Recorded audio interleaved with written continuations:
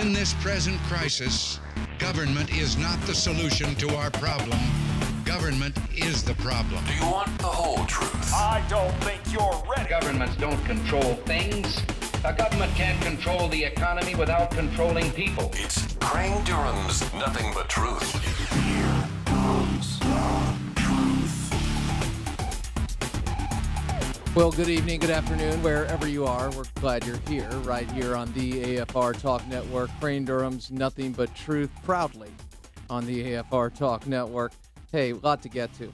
And as I'm looking at the show sheet, we're going to be joined by Professor Historian Bruce Thornton, and we're going to be discussing, well, the story of the day, and that would be Syria, the congressional resolution. And, yeah, it passed the committee on the Senate, and obviously we'll see what happens with the vote.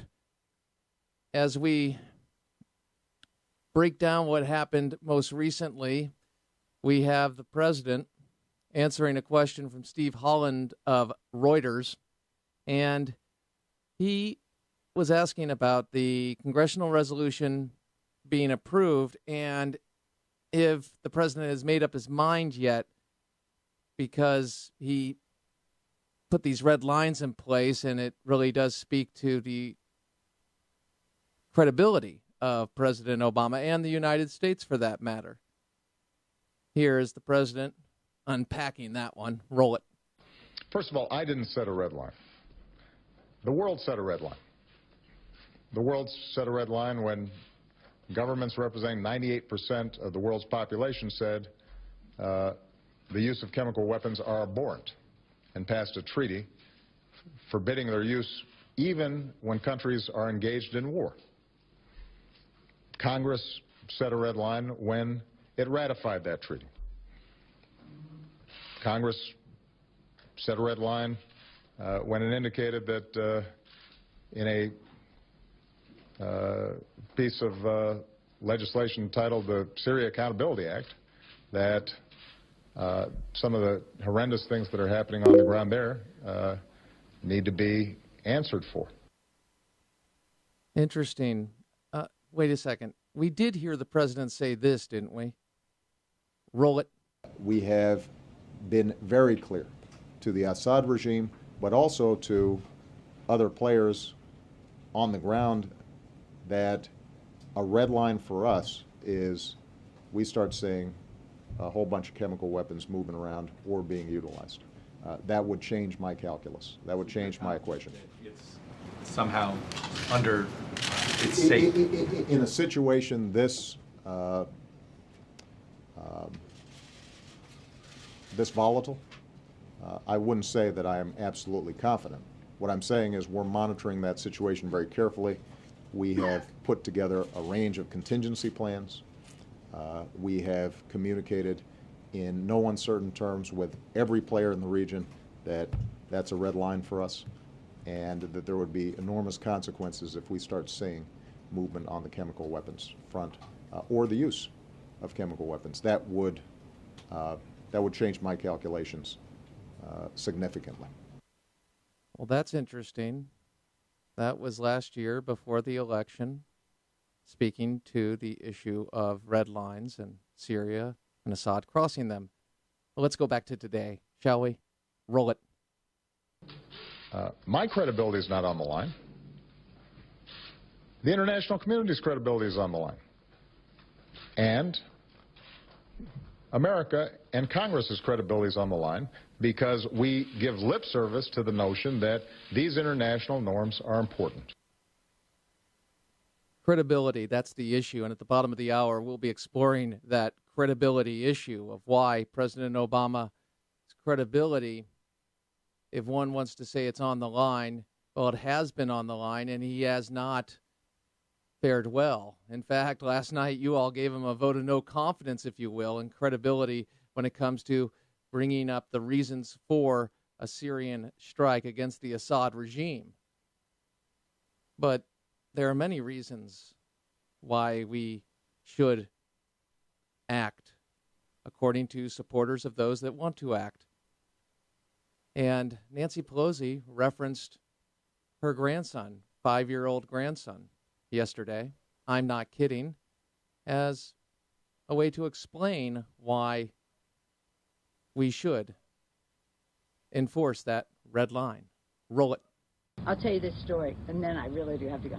My 5-year-old grandson, as I was leaving San Francisco yesterday, he said to me, Mimi, my name, Mimi, war with Syria. Are you yes, war with Syria? No, war with Syria. No, he's 5 years old. And war, he's saying war. I mean, we're not talking about war. We're talking about an action. Yes, war with Syria, no war with Syria. I said, well, what do you think? He said, I think no war.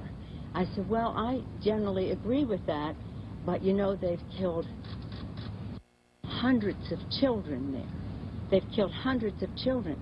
And he said, 5 years old, were these children in the United States? And I said, well, no, but they're children wherever they are.